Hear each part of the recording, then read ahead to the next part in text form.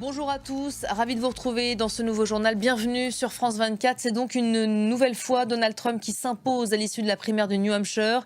L'archi-favori de la droite américaine a remporté hier soir haut la main cette étape.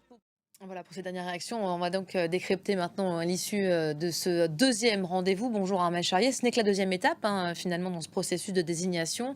Et il y a déjà quand même pas mal de conclusions qui s'imposent. Qu'est-ce qu'on va retenir de cette étape du New Hampshire? Voilà, sauf que Nikki Haley n'a pas l'intention, elle, de bouder ses primaires. Elle va rester, en tout cas, c'est ce qu'elle a annoncé à l'issue de cette étape du New Hampshire. Merci beaucoup, Armel Charrier, pour le décryptage. La situation maintenant dans la bande de Gaza, catastrophique et indescriptible selon l'Organisation mondiale de la santé qui s'inquiète. L'armée israélienne continue de bombarder la partie sud de l'enclave palestinienne où des milliers de civils continuent d'être déplacés. La ville de Khan Younes est toujours intensément bombardée, encerclée aussi au sol. L'armée israélienne a su combattre le noyau dur du Hamas. Gaël Jordana. La colère des agriculteurs ne retombe pas. La mobilisation du secteur en France même s'accentue aujourd'hui avec de nouveaux barrages routiers installés un peu partout dans le pays.